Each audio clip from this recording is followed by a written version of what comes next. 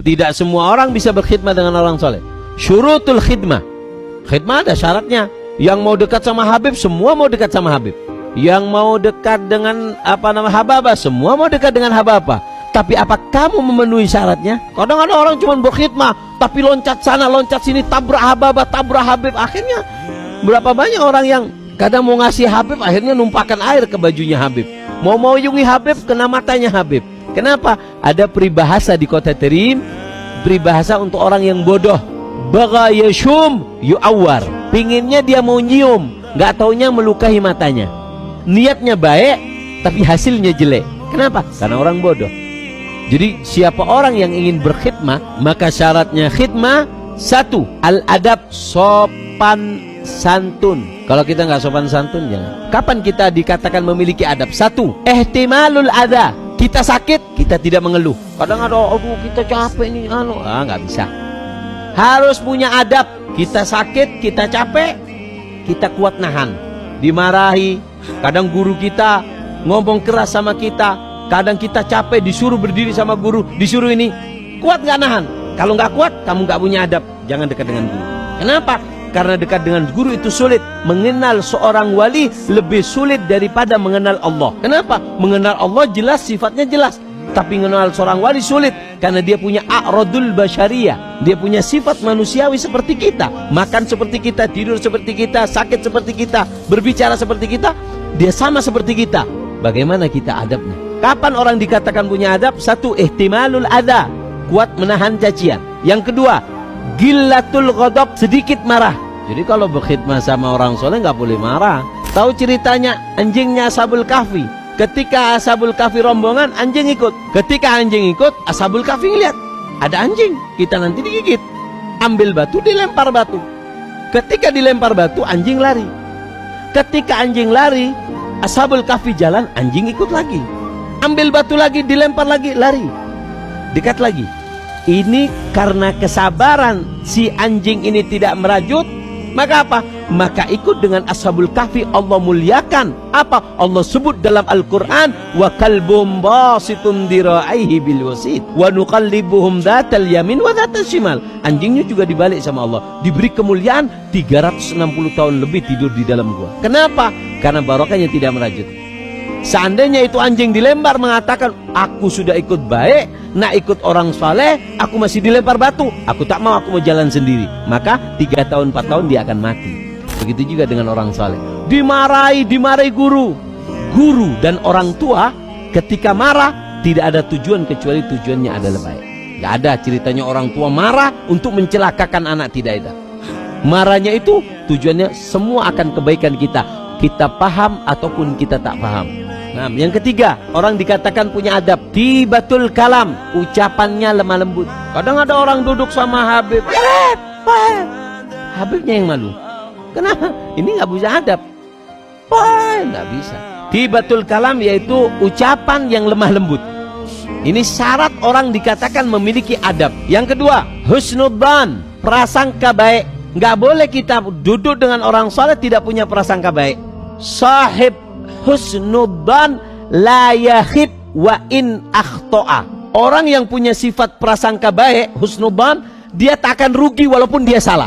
Ini orang jelek, tapi saya sangka baik. Kamu nggak akan rugi dengan menyangka dia baik. Karena dikatakan Al-Habib Abu Bakar As-Segaf, beliau mengatakan bahasanya husnudzan magnetisil gawi. Orang kalau punya husnudzan, dia bisa ambil semua makom kedudukan teman-temannya. Saya, Masya Allah, ini orang zuhud nih baik. Sifat zuhudnya saya ambil. Walaupun dia nggak zuhud, dia nggak punya, tapi kita husnudzan, kita dapat. Ini orang wali, ini orang saleh. Bukan saleh, tapi saya husnudzan, sifat walinya saya ambil. Kalau kata Habib Abu Bakar, al-hidr maudi fil galab fa'tagid kullaman talgik hidran. Sangka semua orang yang di hadapan kamu Nabi Hidir, maka dia adalah Hidir. Jadi karena Hidir itu adalah tempat di dalam hati kita. Kapan kita kuatkan sambungan dengan Nabi Hidir, kita akan jumpa. Walaupun kita jumpa bukan Nabi Hidir, tapi kita husnudzan, maka dia akan sebagai pengganti Nabi Hidir. Apa hajat kita Allah akan kabulkan. Tapi kalau orang dulu nggak mau ketemu Nabi Hidir, nggak mau. Kenapa? Lebih suka ketemu dengan guru. Ali bin Abdullah Baras, haddamnya Al-Habib Umar bin Abdurrahman Al-Attas, Sahibul Ratib Attas. Ketika mijit Habib Umar, kemudian ada tamu minta doa, didoakan pulang. Kemudian ini khaddamnya dikasih bocoran, Nabi hadir. Oh, Nabi hadir Habib. Iya, Nabi hadir itu. Masya Allah. Nggak mau ketemu, nggak mau berjumpa. Kalau nggak, Nabi hadir datang ke Habib, kemana aku mau ngejar hadir? Nggak, aku cukup sama Habib. Aku nggak mau sama hadir, aku cukup sama Habib. Pintuku ke Rasulullah Habib. Seorang santri, ingat-ingat, tidak akan bisa mengambil manfaat dari seorang guru ketika dia menyangka gurunya di bawah seorang wali kutub. Kapan seorang santri dia lihat gurunya itu lebih rendah dari wali yang lain, maka dia tidak akan bisa mengambil manfaat dari orang ini. Harus ada di dalam hati kita, guru kita di atas semuanya. Tapi di dalam hati, tidak keluar dari sini. Kalau keluar dari sini, fitnah. Pondok ini bilang guruku, pondok ini bilang guruku. Akhirnya si santri mengadu guru. Guru bagaikan domba diadu. Kenapa? Karena santri yang cinta dengan lisan, cinta tidak ada di lisan, cinta adanya di hati. Dan orang kalau sudah cinta dengan guru, dia tidak akan menoleh ke kanan ataupun ke kiri. Wa ma fil qulubi illa nadhra wa idza nadhara muhyat li ghairi. Di dalam hati cuma ada satu pandangan. Jika sudah memandang, terhapus bagi yang lain. Nggak ada kata dua, cuma satu. Kenapa? Karena pandanganku, fokusku cuma satu. Guruku, yang lain nggak ada. Semua tetap hormat, tapi harus di hati. Nggak boleh pakai lisan. Guruku lebih afdal. Ini fatan. Ini tukang fitnah dia. Memfitnah antara masyayikh. Orang kalau sudah benar-benar cinta sama guru, maka apa yang ada di dalam gurunya, Allah akan berikan kepada dirinya. Makanya di atas itu kita tulis apa? Ana man ahwa wa man ahwa ana, nahnu ruhani halalna badana, famahma absortana absortahu, famahma absortahu absortana. Ana man ahwa, aku adalah orang yang mencintai aku. Aku adalah dia, dia adalah aku. Nahnu ruhani halalna badana, kami adalah dua ruh yang menetap di dalam satu badan. Kapan kau tatap dia, kau akan temukan aku di dalam dia. Kapan kau tatap aku, kau akan temukan dia di dalam diriku. Ketika orang itu saling mencinta, cintanya sangat kuat, maka mereka Allah jadikan satu. Contoh mudah. Habib Umar, saya cinta sama Habib Umar.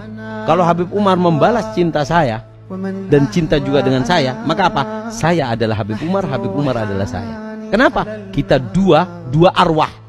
Arwah Habib dan arwah saya menetap di badan saya. Di dalam badan Habib juga ada arwah saya, juga ada arwah Habib. Kenapa? Karena orang yang mencinta tidak mungkin berpisah. Aku adalah orang yang mencintai aku. Orang yang mencintai aku adalah aku.